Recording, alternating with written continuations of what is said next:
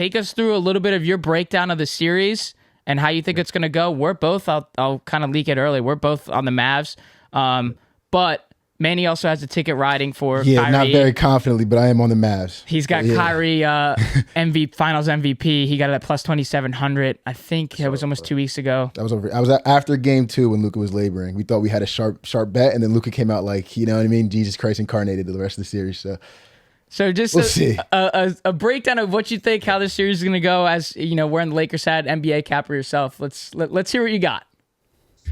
All right, so before I go into the actual series, I'll say this. If the Mavericks pull this off, it'll be the third biggest upset in finals history since the merger. So the 04 Pistons, the Karl Malone, Gary Payton, Lakers going for 4-peat, they were plus 500. They lost to Detroit. The 2019 Raptors were plus 225 over the Warriors. KD goes down, I think, in game 1. Clay ends up hobbling. Yeah. Kawhi wins that. It was just not a fun series. Nobody really liked that. This would slide right in there with the 2016 Cavs. 2016 Cavs were plus 180. Whoa. So depending on what book you're getting the Mavs on, I saw them as high as plus like 220. It's significantly dropped. The public's all over the Mavericks. Sadly.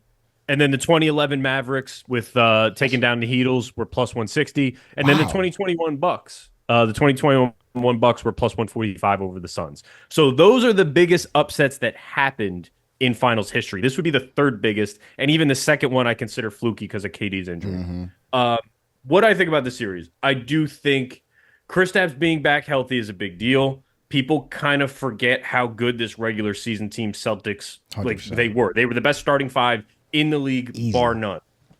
Playing it the other way, the post-All-Star break Mavs were unreal. Defensively, they were the best defensive team net rating in the league. The Gafford and Washington trade, they worked out. Let's call it what it is. They were one of the best deadline trades we've seen in a very long time, probably the last decade.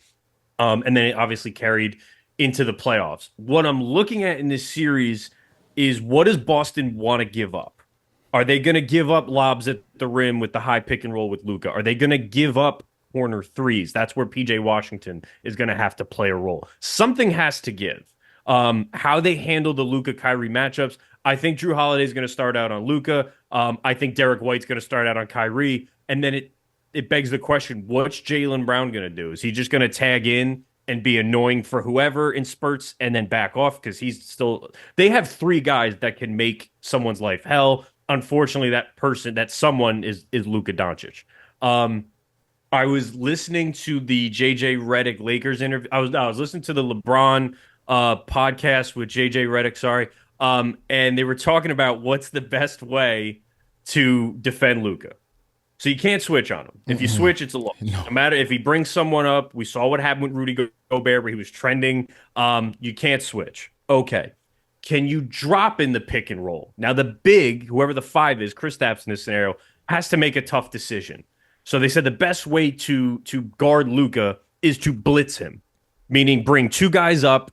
Let the guy go, but let the center go in the high pick and roll. Let Gafford or Lively go, and hope that Kristaps and Jrue Holiday defend the pass, block the shot, whatever it may be. There's no good way of doing it. That's just the best of all the bad decisions you're going to make. So that's what I'm excited to see, is how they're going to defend it. We're talking about plays. I got my eye on Luka's assists just for that exact reason. If you're going to blitz him, something's going to be open. Is it PJ Washington in the corner? Is it lobs at the rim for Derek Lively? I think they're going to be there. His line's at 8.5. I'm toying with that, either to the assists over 8.5 or points and assists at 40.5. There's a decent hit rate. It's 66% hit rate on the road this postseason, over 40.5. Yeah. So that one I'm tinkering with. And then if I'm Jay Kidd, I think Jay Kidd's the better coach. I think Luka Doncic's the best player in the series. If it's the NFL, we just had this happen in the Super Bowl. The better coach was Andy Reid. The better player was Patrick Mahomes. That wins in one game. It's one game on the line, that wins. This is a 7-game series. 5 of the best 7 players in the series are on the Boston Celtics. So over the course of 7 games, that's going to even itself out. I do lean the Celtics. I think the Celtics in 6. If it makes it to 7, I would take the Mavs, just because that exact reason. It's one game. It's Luka Doncic.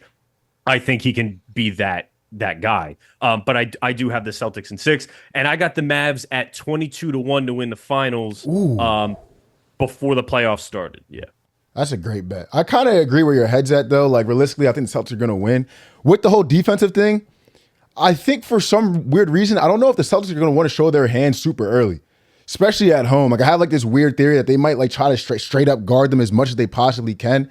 So I feel like I have a feeling, because it kind of happened in the last series with the Mavs, if you let PJ Washington get going, if the bigs are making good decisions, if they do send the blitz, send it to Derek Lively, send it to Gafford, they're making good, quick decisions, and PJ Washington gets going in that corner, it causes so many problems. We saw it back in the day with like the Suns when Maxi Kleber was hitting all them shots when they were blitzing Luka. Like it can turn into a snowball real fast. So I have a weird feeling they might play him straight up at first.